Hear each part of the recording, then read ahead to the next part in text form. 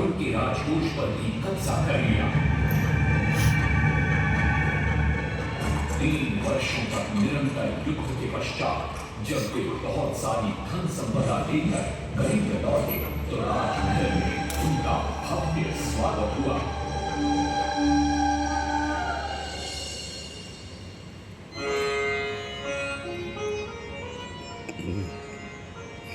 राजमाता कस्तूरी देवी पुत्र नरसिंह देव की वीरता से बहुत प्रसन्न हुई और पुत्र के सामने अपने मन की इच्छा प्रकट की।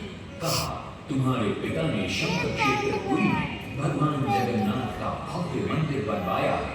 मैं चाहती हूँ कि तुम पद्म क्षेत्र कोणार्क में उससे भी भव्य और विशाल सूर्य मंदिर बनवाओ। किंतु नरसिंह देव माता से प्रति प्रश्न करते, सूर्य मंदिर ही क्यों, और वो भी कोणार्क में? तब राजमाता कस्तूरी देवी बतलाती, द्वापर युग में भगवान श्री कृष्ण के पुत्र सांब बड़े ही सुंदर और सुकुमार थे। वो नारद मुनि को चिढ़ाया करते थे। एक दिन नारद मुनि ने सांब को सबक सिखाने की योजना बनाई और उन्होंने सांब की सुंदरता की प्रशंसा कर उन्हें गोपियों के साथ जल क्रीड़ा करने को उकसाया। वहीं दूसरी तरफ भगवान श्री कृष्ण को जाकर कह दिया कि सांब अपनी मां समान गोपियों के साथ जल क्रीड़ा कर रहा है। श्री कृष्ण इस बात से बहुत क्रोधित हो जाते हैं और वे सांब को श्राप दे देते हैं, जिस सुंदरता का तुम्हें अभिमान है वो तत्क्षण नष्ट हो जा। सांब को कोढ़ हो जाता है। जब सांब राजमहल लौटते हैं और मां जामदेवी को ये पता चलता है कि पिता श्री कृष्ण के श्राप की वजह से सांब की ये अवस्था हुई तो सारी रानियां क्रोधित हो जाती। नारद जी को बुलाया जाता है। वे रोग मुक्ति का उपाय बतलाते हैं। वे कहते हैं, सूर्य की पहली किरण ऊर्ध्व देश के एक कोण पर पड़ती है जिसका नाम कोणार्क है। सांब को वहीं जाकर सूर्य की आराधना करनी होगी।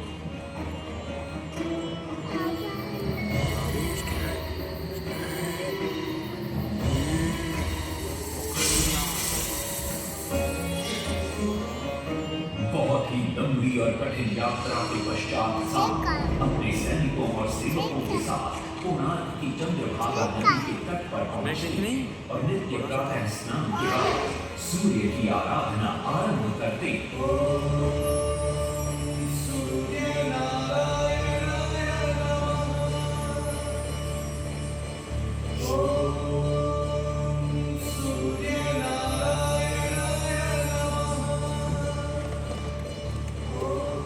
अन्न जल त्याग कर 12 साल की कठिन तपस्या के बाद सूर्य देव प्रसन्न होकर प्रकट होते और सांब को रोग मुक्त होने का वरदान देते। पुत्र, आज रात्रि के चतुर्थ प्रहर में स्नान करते समय नदी के तल में तुम्हें एक वस्तु मिले, वो मेरा ही प्रतिरूप होगी। उसका स्पर्श पाते ही तुम इस कोढ़ रोग से मुक्त हो जाओगे। स्नान के पश्चात सांब जब नदी से बाहर आते हैं तो वो रोग मुक्त हो चुके होते हैं। उनके हाथ में एक छोटा सा पत्थर उनके सुंदर और सुकुमार शरीर को देखकर सारे अंतर और सिपाही प्रसन्न होते। सांब उस पत्थर को वहीं स्थापित कर एक छोटा सा मंदिर बनवाते हैं। लेकिन जब उन्हें ज्ञात होता है कि सूर्य पूजा का विधान यहाँ किसी को पता नहीं है तो वे चिंतित हो जाते। वे ध्यान में बैठते हैं। सूर्य देव पुनः प्रकट होते हैं और सांब के पूछने पर बतलाते हैं कि दूर पश्चिम में साक्य देश की माता ब्राह्मण पूजा की विधि विधान जानते हैं। सांब साक्य देश की ओर निकल पड़ते हैं जो आज का ईरान है। महीनों की लंबी यात्रा के बाद सांब 18 मादा ब्राह्मण परिवारों को साथ लेकर कोणार्क लौटते हैं और सूर्य मंदिर में पूजा शुरू हो जाती है।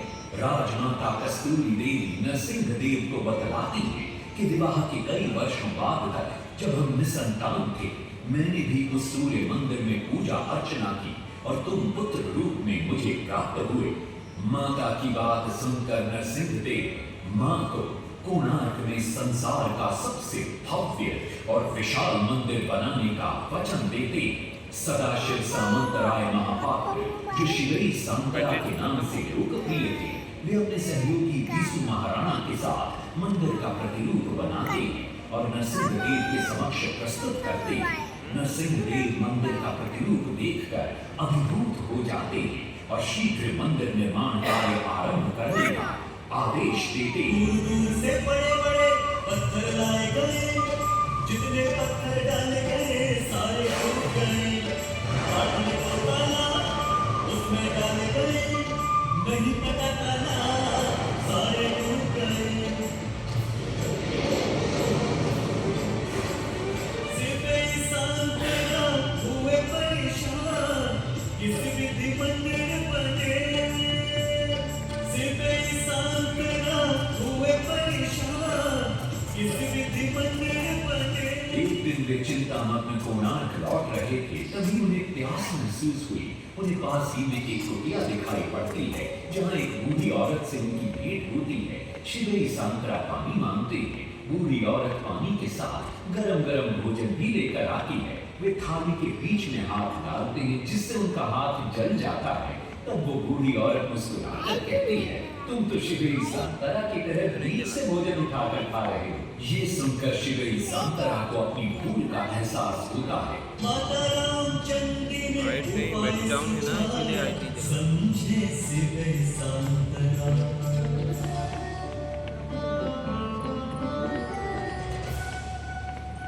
तत्पश्चात वो किनारे से पत्थर डलवाना शुरू करते हैं और मंदिर निर्माण का कार्य तेजी से आगे बढ़ने लगता है। 1200 शिल्पियों ने 12 वर्ष मंदिर बनाया। घोड़े साथ सजा धन रथ में, समय जो चरक बताया।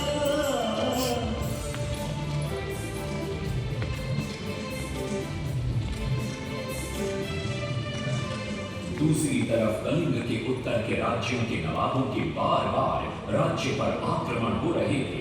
इन आक्रमणों से क्रोधित होकर नरसिंहदेव अपनी विशाल सेना को लेकर युद्ध के लिए निकल पड़े।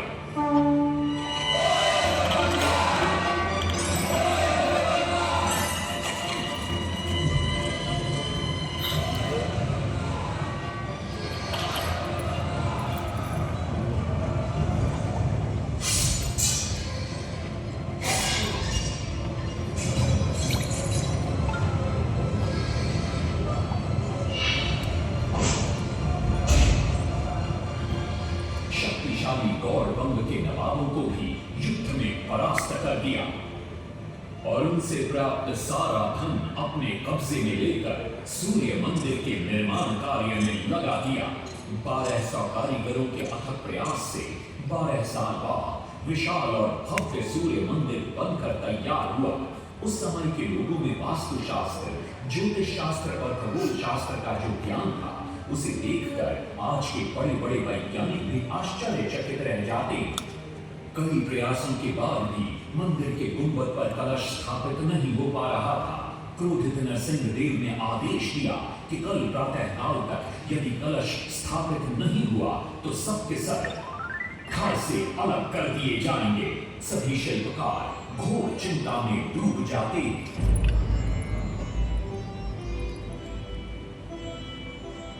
दूसरी तरफ मुख्य शिल्पकार बीसु महाराणा का 12 साल का बेटा धर्मपद सूर्य मंदिर के प्रतिरूप पर कलश बिठाकर प्रसन्न होता है और मां के सामने अपने पिता से मिलने की इच्छा व्यक्त करता है। मां अपने बागीचे के बेर पोटली में बांध कर देती है और कहती है, अपने कुत्ते बलिया को साथ लेकर कोणार्क जाओ। बलिया अपने मालिक को पहचान देता है और बीसु महाराणा से लिपट जाता है। धर्मपद अपने पिता को प्रणाम करता है और अपना परिचय देता है। सबको चिंता में देखकर वो अपने पिता से इसका कारण पूछता है। कारण जानकर धर्मपद कहता है, अगर आप आज्ञा दें तो मैं मंदिर के गुंबद पर कलश स्थापित कर सकता हूं। शिवेरी सांतरा धर्मपद को अनुमति दे देती। धर्मपद गुंबद पर चढ़ जाता है और कुछ ही समय के प्रयत्न के पश्चात वो कलश को स्थापित करने में सफल हो जाता है। गुंबद पर कलश स्थापित होते नीचे गर्भगृह में चारों दिशाओं में लगे चुंबकों के आकर्षण से सूर्य महाप्रभु की मूर्ति शून्य में स्थापित हो जाती है। सब धर्मपद को कंधे पर बिठाकर खुशी से नृत्य करने लगते। तभी कुछ कारीगर इसका विरोध करते हुए कहते हैं, अगर सुबह राजा को ये पता लग गया कि इस बच्चे ने कलश को स्थापित किया है तो किसी का बचना संभव नहीं है, इसलिए धर्मपद को मरना होगा। इस बात से शिवई सांतरा बड़े क्रोधित हो जाते हैं, भीषण वाद विवाद छिड़ जाता है। ये सब देखकर धर्मपद गहरी चिंता में पड़ जाता है और वो सोचता है कि यदि मेरे जीवित रहने से इन सब का सर काट दिया जाएगा तो इससे अच्छा है कि मैं आत्म बलिदान कर दूं ताकि सबके प्राण बच जाएं। और उसी पल धर्मपद नवनिर्मित सूर्य मंदिर के शिखर पर चढ़ जाता है। महाराज के सुपुत्र धैर्यवान कलश बिठा के त्याग दिए निज प्राण शिवों का मानव वास्तुशास्त्र के अनुसार बना सूर्य मंदिर। सूर्य उत्तरायण हो या दक्षिणायन हो, सूर्य उदय आज के पहले किरण पड़ती के ऊपर।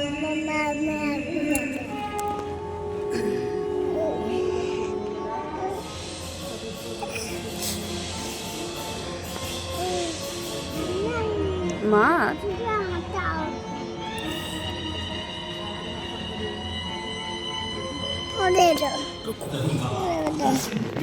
उधर भी करना चाहोगे?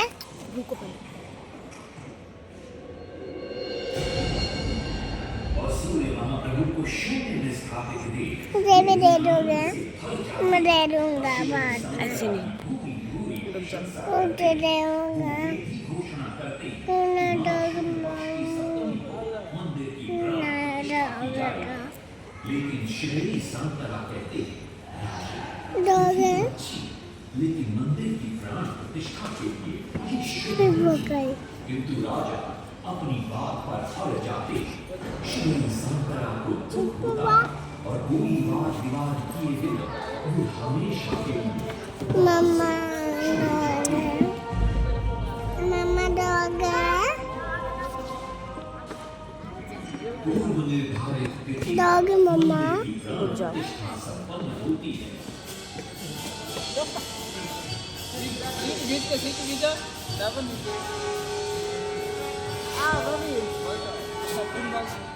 लेकिन कुछ दिनों बाद अमंगल होना शुरू हो जाता है। सबसे पहले विराट सिंह की मूर्ति नीचे आ गिरती है।